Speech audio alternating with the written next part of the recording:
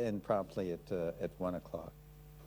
So if I might, I would like to begin with what is a little bit of a sensitive question. I'm going to put you on the spot maybe a little bit. And it goes to the political situation in Pakistan, and particularly the elections.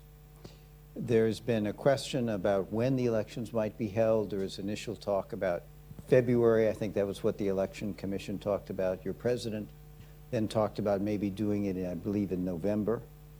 And looming all of this, of course, is the issue of Imran Khan, who was removed from office in a no confidence vote and then convicted of graft, a conviction that would bar him from running for office for the next 5 years. So can you tell us a little bit about when will the elections be held, when will the elections be held, and how will this play out in this difficult political situation? Thank you so much for raising this pertinent issue, which of course is very close to many Pakistani diasporas and our international friends and observants. You know that we are a transitional democracy. Post-2008, the successive stint of 3 parliaments have concluded. And as a constitutional continuation of a constitutional order, we occupied the incumbency as a caretaker government. And that is a constitutional order. I am not, or my government is not the product of a military coup. It's not of a putsch. I, at times, get confronted with questions as I have taken over government by force.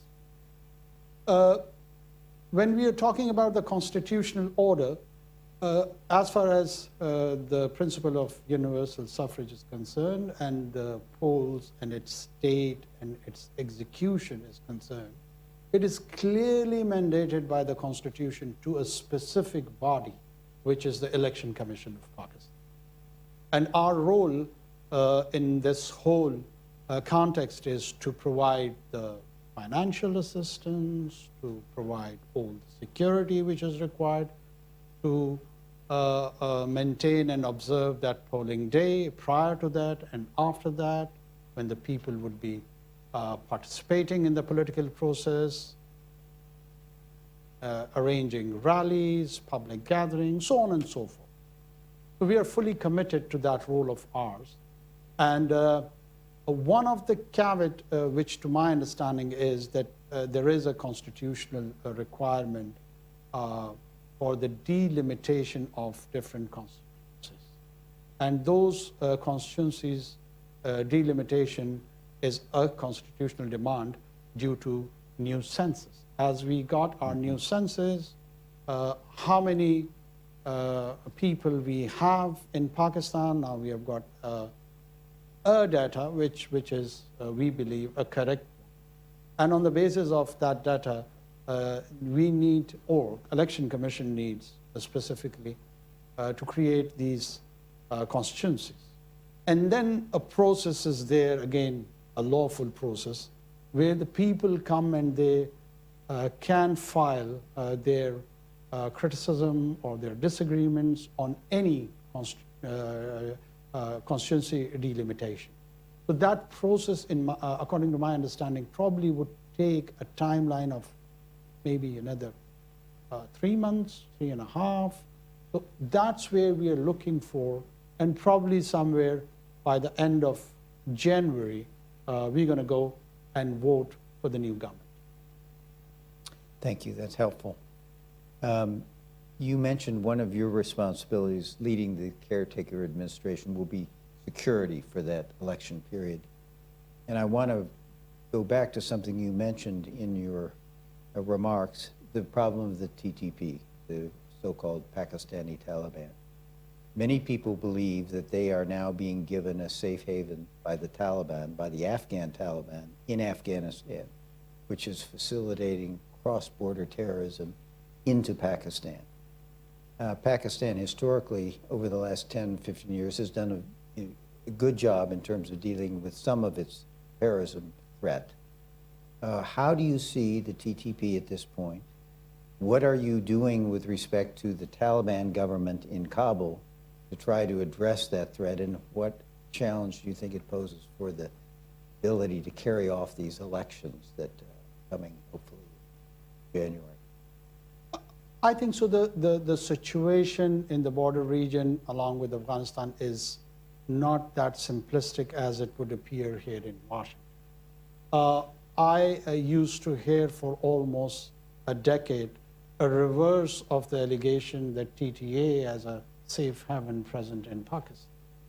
Right. And then when we got concluded with the presence of NATO and ISF and US forces, and we learned through lessons learned by the Cigar report, hardly one thing which is mentioned in that report is Pakistan.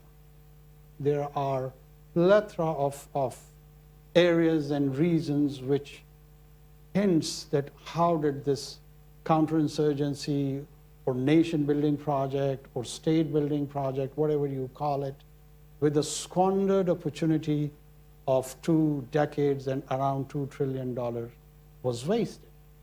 When we approach and try to appreciate that complex web, in our mind, we are quite clear that we are not dealing with the Westphalian idea of a central state which has all authority and which is extending its execution orders in nook and corner of all of the country.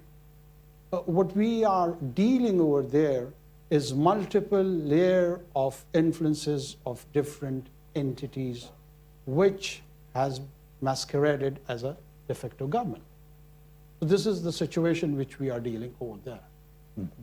Sometimes we do see coordination and cooperation, and we do see sort of a mutual interest and convergence of interest, like dealing with ISIS-K. It is in the interest of the de facto Afghan government also that such entities who are violent, who challenge their own rationale even of taking over a forceful government, but still which can claim that they can monopolize the violence in the given territory. If that is, idea is basically challenged by any group, it doesn't look good on their part. So there is, in some areas, convergence of interest that those groups should be curtailed, controlled, managed as far as their violent capacity is concerned. At times, we do feel that there are deficiency and capacity issues serious. Probably there would be intent to maintain and manage such groups like TTP or others, but they are not fully equipped to do the job. We have seen that such non-state actors were not managed fully in terms of curtailing their violent capability with the $2 trillion and the biggest military might documented in mankind's history with the presence of 20 years.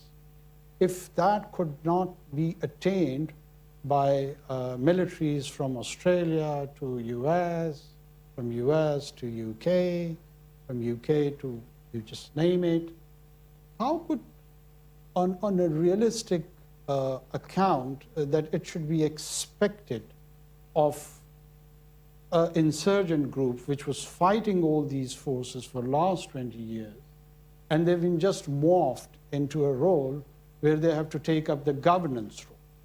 So an insurgent group who only knows fight or how to fight has all of a sudden have to manage that violence, collect taxes, deliver on education account, health services. It's a bit ambitious. And in that ambition, I feel, because we have direct implications, my soldiers are being killed on a daily basis. Civilian populace is being targeted on daily basis, particularly in the 2 provinces of Balochistan and Khyber Pakhtunkhwa. We have to set the milestones which are achievable, which are doable. And we do believe that we are not alone in resolving this issue, because the threat at a level, it is imminent for Pakistan, but in the midterm future, I feel it is a threat to the whole of region. So a regional approach is required along with all the neighborhood of Afghanistan.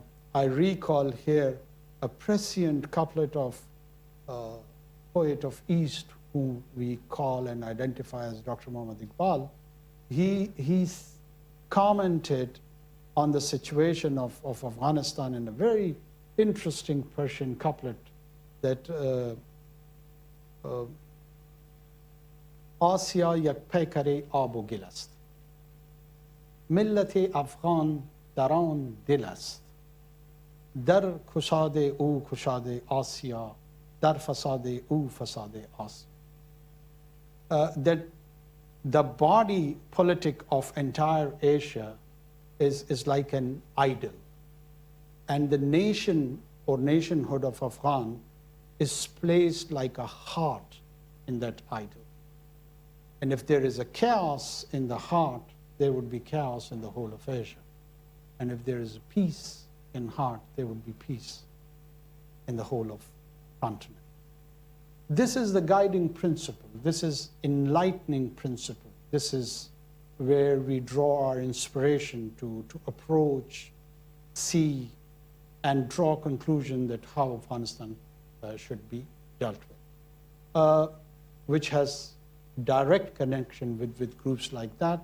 So we have got a holistic approach of application of kinetics, having different leverages in terms of trade, having other economic opportunities which could be offered as a leverage, and encouraging our traditional social, political, and historical ties. Because no matter what people say, let me remind you and your audience that we are a country who has been host to around 5 million Afghans for 5 decades.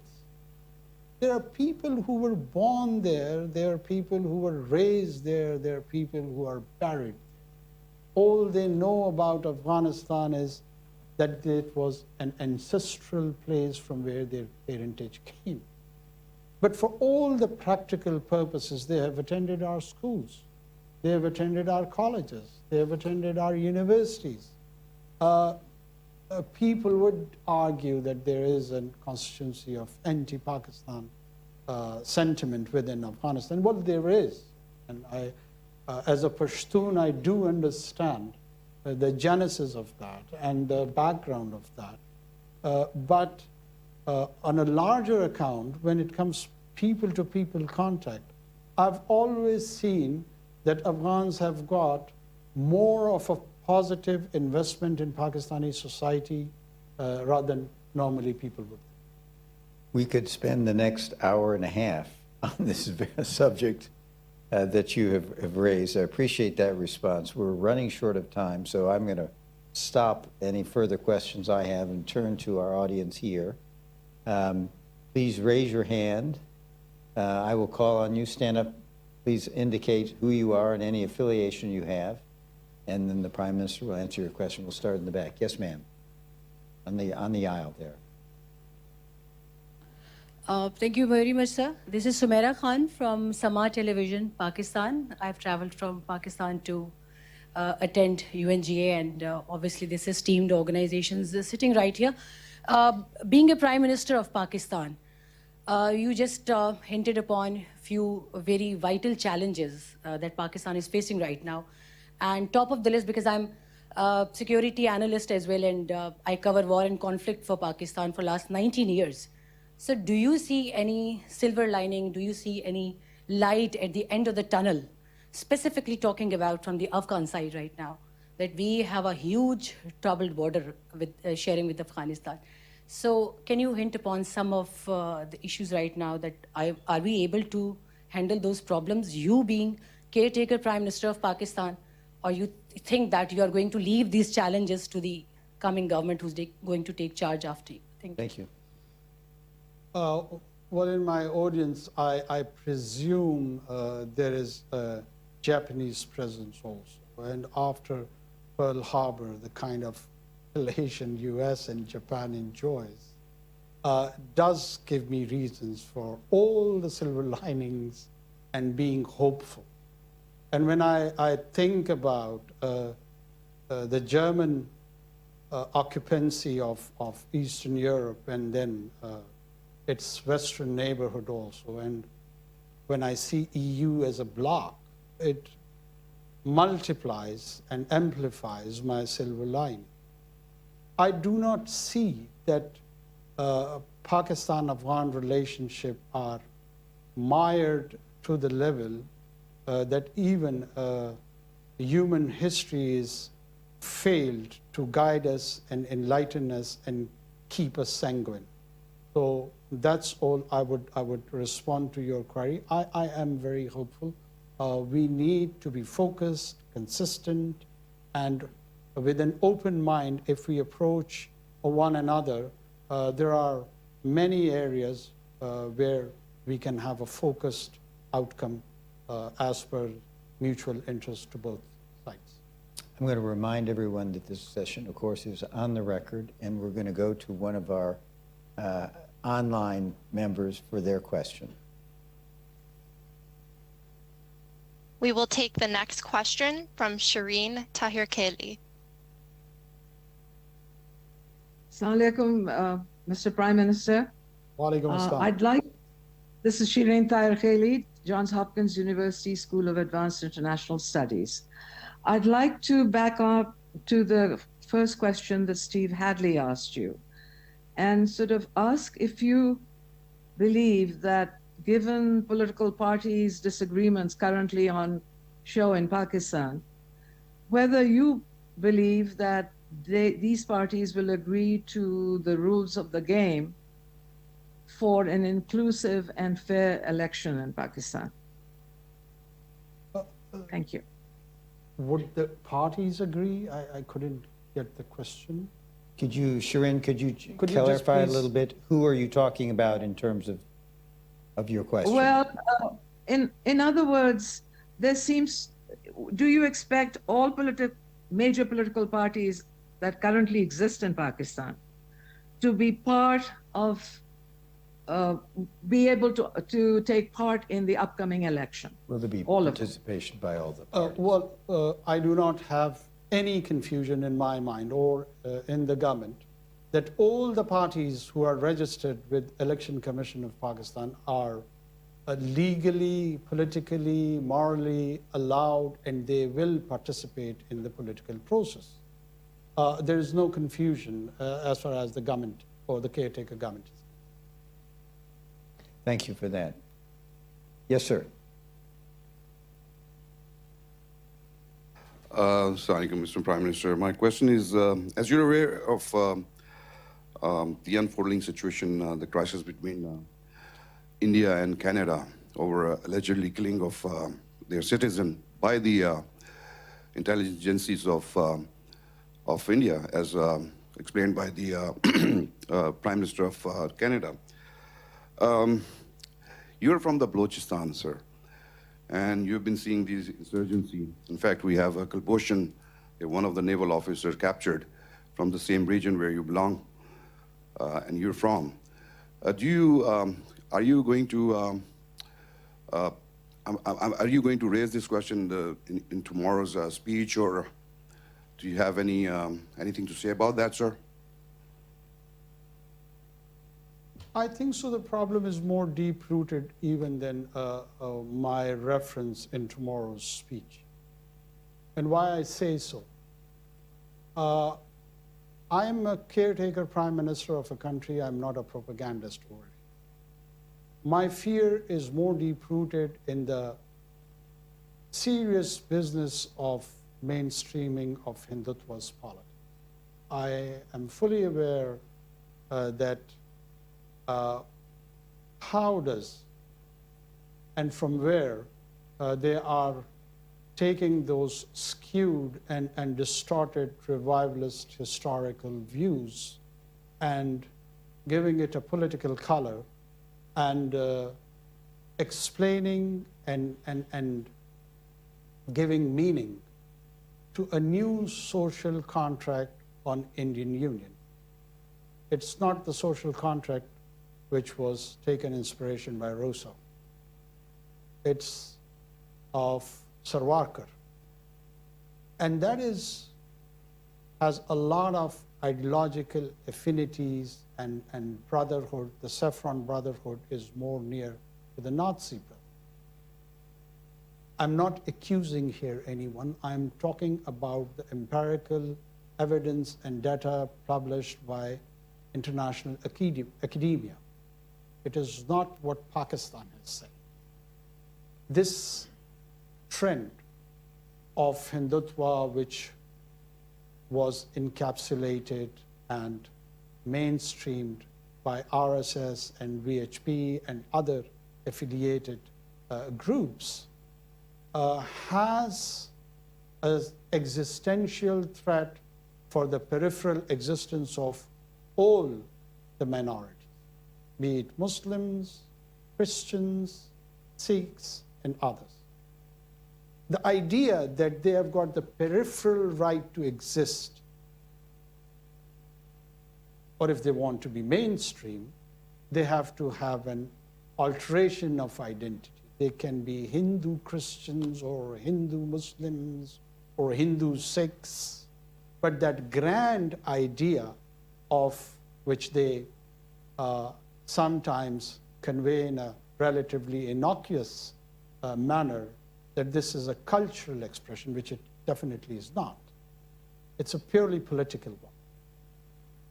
And that has a serious challenge for Indian Union to exist as a pluralistic liberal democracy. This is a domestic challenge, and that challenge is translating itself into the region as well. Because when you do take such chauvinistic tendencies, you want to dominate the region in the first phase. And here comes Kulbhushan and the commander and encouraging and financing and supporting the terror activities at the behest of the state, Indian state.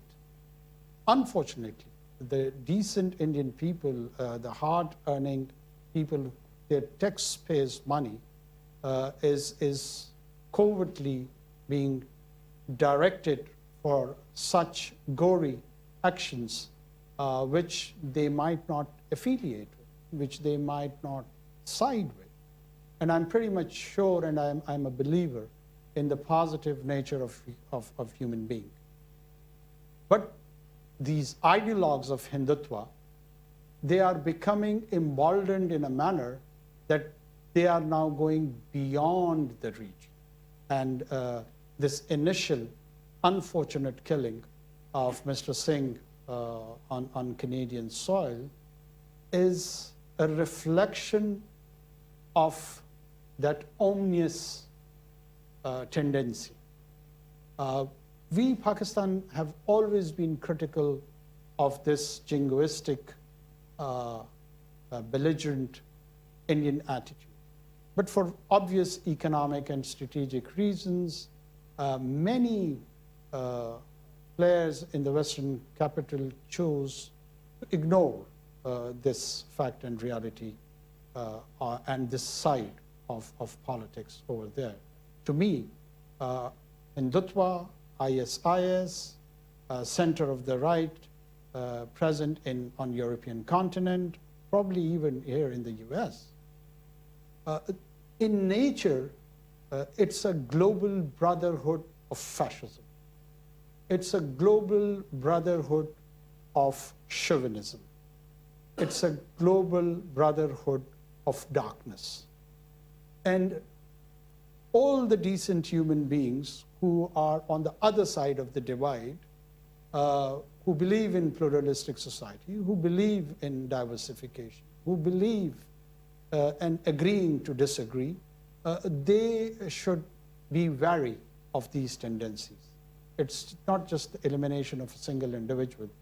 It's an upcoming challenge to the global order, where they're trying to explain and claim that they have an alternate order even to the Western civilization, and the Western civilization can learn from the old Indus Sanskrit-based inspiration. And let me clarify, by the way, Hindutva has got nothing to do with the beautiful and decent religion of Hinduism. Hinduism is altogether a different spiritual experiment of last 4,000 or 5,000 years based in Sanskrit Vedas.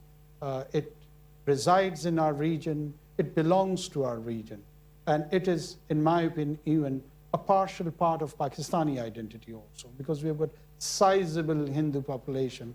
Inglat Mata is one of the most important Hindu pilgrimage site of my province, in which all over the world, the Hindus would be interested to come and visit and do the pilgrimage. So that needs to be discerned. We're running a little short of time here. I'm going to check my watch. Let's do another question from here. We'll take another question then from Zoom, and then we'll see where we are. So, ma'am in the yellow back here. Hi, I'm Allison Silver from For Context.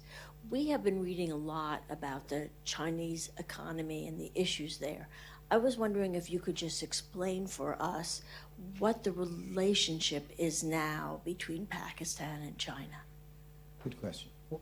What is the relationship between Pakistan and China? In And terms of economics, or I think probably the whole, she started in terms of economics and the economic problems China is facing. May be a piece of that, but I think the real question is, a lot of Americans have a question, what is the relationship between Pakistan and China? How would you characterize that relationship? Pakistan enjoys a strategic relationship with Pakistan, with China. We are very clear that there are people who would qualify Pakistan as China's Israel. It is probably more a good analogy for American audience, because you do understand and appreciate the value of Israel for the United States. Pakistan and China has a lot in common in terms of the emerging threats within region. There are commonality on certain issues, for instance, one China policy, be it in Tibet, Xinjiang, Taiwan. We do share commonalities and share the stated goals that we would stand shoulder to shoulder with each other. And it is reciprocated by the Chinese side as well. Let me remind you when in 2013, around 2012 and 13, when the many people around the Western capitals, they were predicting that Pakistan is a failed state and it's going to be dysfunctional soon. In that context, our Chinese friends intervened, and they jumped in with a sizable project, which was a showcase project of their basic BRI initiative, known as CPAC. And from there, the confidence and the positive, I would see the feeling in the market initiated that this is not the case, that Pakistan is a dysfunctional, dystopian state becoming one. And the revival, the economic revival initiated from that point.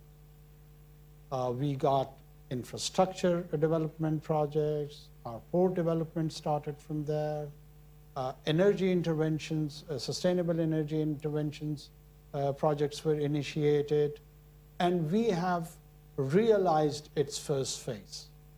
Now we are transforming to its second and then long-term third phase of these projects. I feel we have a lot of potential for trade and economic activity with each other, because it's next door 1.5 billion population, which is friendly, which is receptive. there are areas of gaps in which we can trade more with one another, though at the moment it is very much underinvested. Our relationship has a lot of potential to improve. Strategically, we have always sided with each other.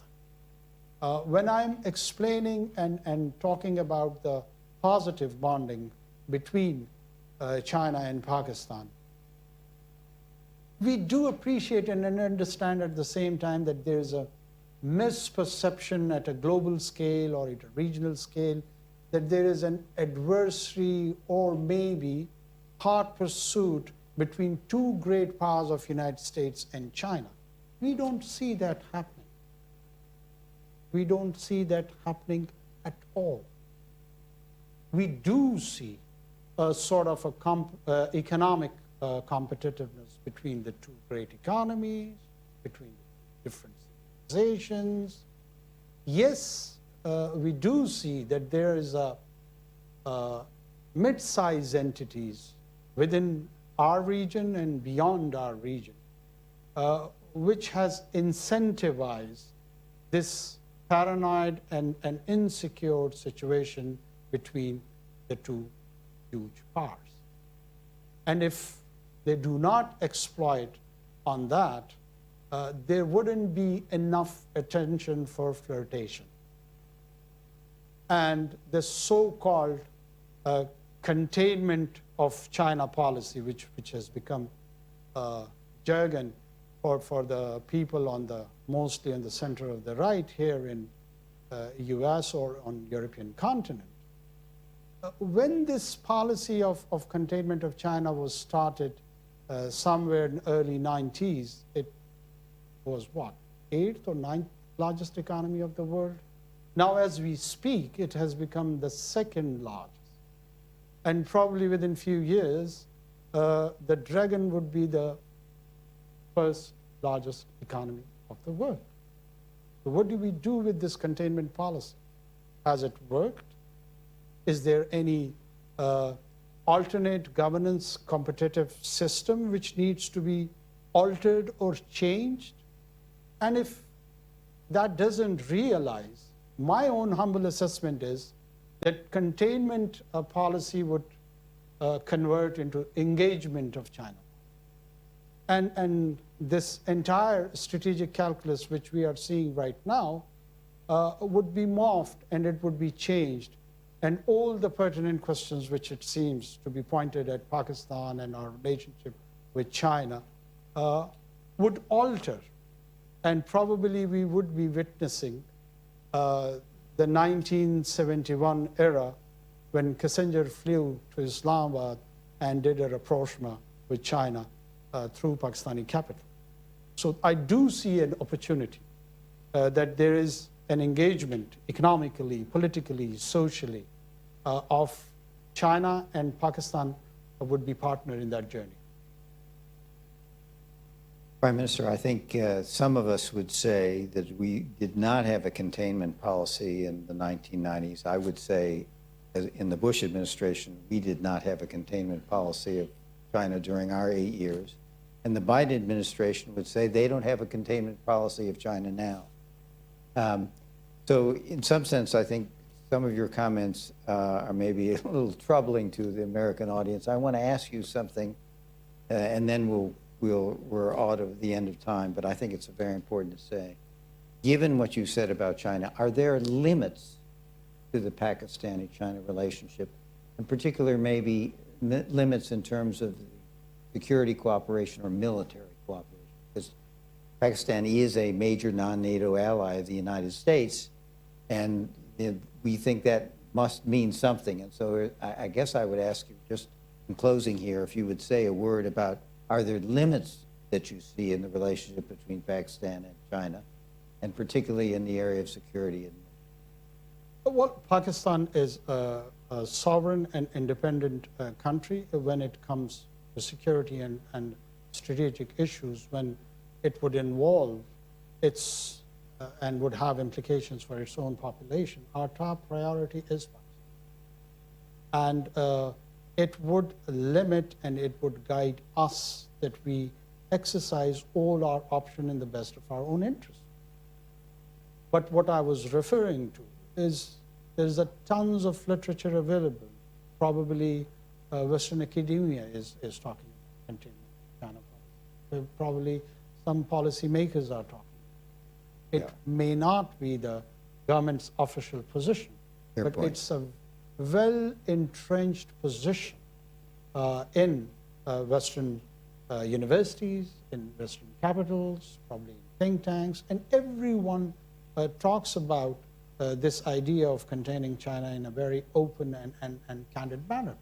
So that's where I borrowed and initiated my own analysis on the situation. It was not just to make uncomfortable any audience.